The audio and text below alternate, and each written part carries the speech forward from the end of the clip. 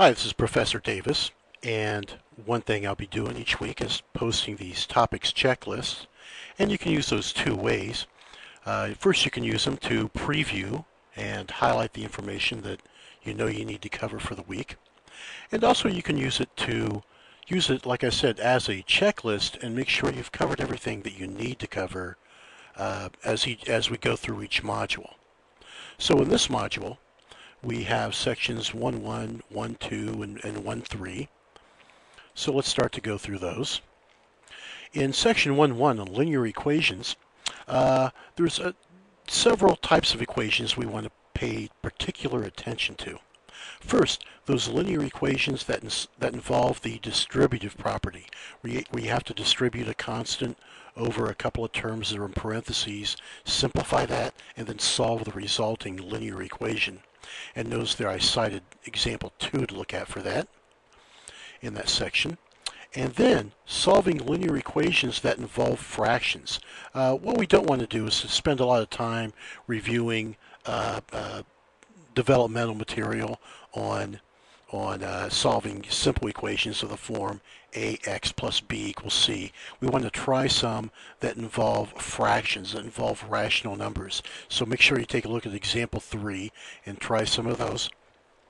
And then finally, solving an equation that leads to a linear equation.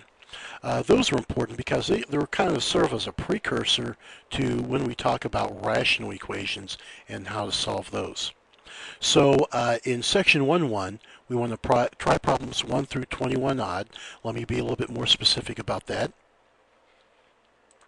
So let me go over here to the ebook. Now notice here I'm on page 1.1-15, and that's where these practice exercises are that I'm referring to. And so you want to try some of those, the ones that I noticed I had there on the last slide. And notice to find those, you want to look in the actual ebook section. Let me show you what I mean by that. When you open each section in the modules area, you'll see 3 components. First is the ebook. That's where those exercises are that I talked about. These reading assessment problems are quick problems to make sure you understand the section. And then these practice exercises are also great to look at because they kind of step you through the process as you go along.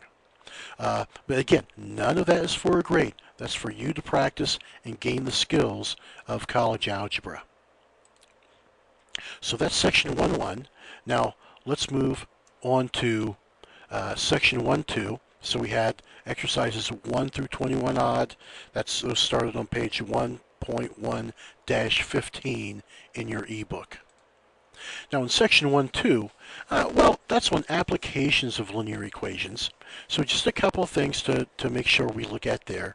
First, converting verbal statements into mathematical statements, taking a sentence and writing it as either a mathematical expression or a mathematical equation, like in example 1.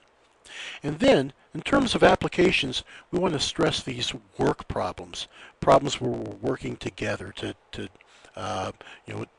two groups working together to solve, to do one job, and so we want to take a look at some of those applications. Now, there's some other applications on mixture problems, and there's some applications on distance problems. You really don't need to do those. Those are really optional. You want to look at the conversion problems, converting verbal statements into mathematical, converting verbal statements into mathematical statements, pardon me. And then those work problems. So you want to try problems 1 through 15 odd in that section, and that's on ebook page 1.2-25. That's a rather long section because there's a lot of graphics in there and that kind of thing. And then finally, in this module, we want to finish off in section 1.3. That's on complex numbers. And first we want to take a look at the operations involving complex numbers. In particular, example 3, multiplying complex numbers together, and you'll see you use the FOIL method for that. And then finding the quotient of complex numbers. That's kind of like rationalizing a denominator, if you remember that from intermediate algebra. There's an example of that in example 6. And then one of the more important things in this section is to be able to simplify expressions that contain negative radicals. In other words, the radicands of square roots being negative. As an example, 8. So we want to look at problems, we want to practice problems 1 through 29 odd. Again, those are not for a grade. Those are for you to practice and to hone your skills. And those start on ebook page 1.3-16. So at the end of this module, you've got some online exercises to submit, and you'll find those in the, let me go to it here real quick, the online homework area. And when you do these problems, just keep in mind, I'll click on the homework tab here so those come up. And notice here we have one for each of the 15 modules. And one thing to keep in mind is you can do each item as many times as you want, but you have to complete all of these homework items in a single session. So